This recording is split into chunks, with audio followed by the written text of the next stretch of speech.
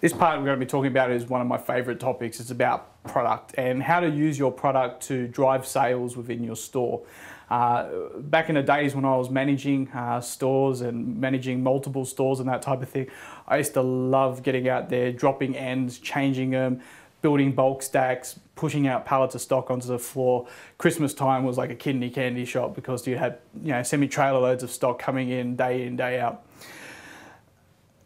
This is a very important part because we defined in the first stage when we said define your business, we said that you need to define your business through your dominant product assortment. So what we're doing here is we're going to align it with it. And I'm going to use a story, which is a true story, which actually happened with me, where I had the opportunity, you could say, depending which way you want to look at it, of taking over a store that was losing $600,000 a year on $4.2 million worth of sales, which is a really bad situation to be in, and how we're able to make that store break even through product in particular. I'm going to explain this in a very simplistic term, and the reason for that is that I actually come from a butchering family and grew up my whole life on a butcher shop floor. And as a kid, as you do with family members who are all in butchering, my parents actually met on a butcher shop floor, believe it or not, all we did was shop. We talked about butcher shops. And one of the things in turning about it would be a family member or a friend that we knew would get a butcher shop that would be doing $8,000 a week. Within a few weeks or a couple of months later, it would be doing $12,000 or $14,000 a week. And being around that 12, 13 years of age, I used to start getting a little bit inquisitive about these things and say, well, how did that happen? How can one guy just go in there and change and make it work? And my grandfather just used to say, very simplistic, he was a very blunt man, and he came back and said, son, they just put meat in the window. And this is what it's all about. We're going to talk about how to put meat in the window.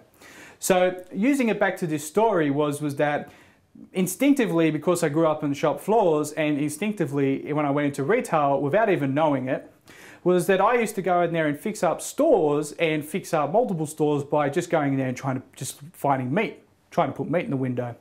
And using this store, now this store was a 2,000 square meter or 6,000 foot store, and it sold one or two of everything.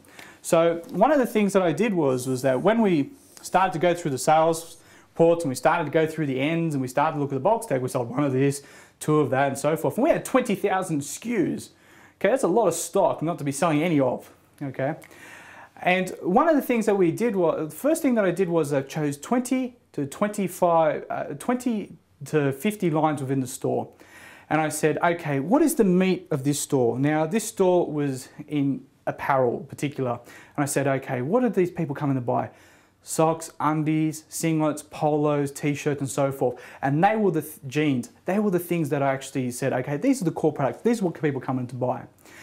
And what we did was we're able to move into double-digit figures by doing one very simplistic thing, was to focus on core lines. And within your business, this is 100% of your sales. You should be driving 20 to 25% of your sales through your core lines.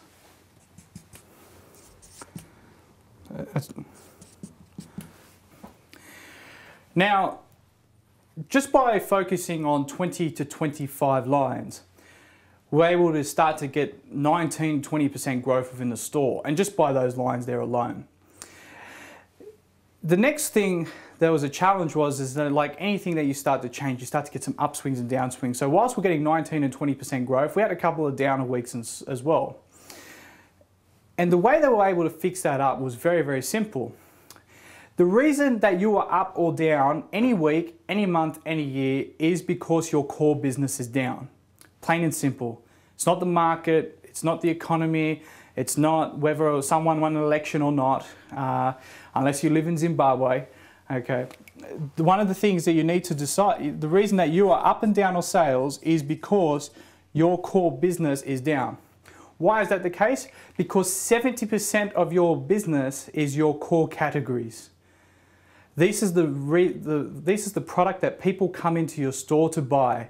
This is your dominant product assortment. This is what people know you as, is your core categories.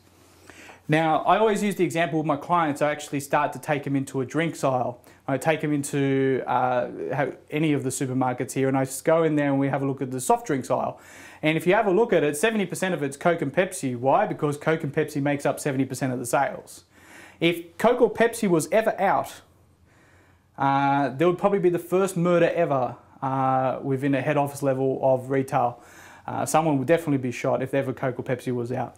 Why? Because this is the bread and butter stuff. This is the stuff that people come in to buy. This is the stuff that you were known for.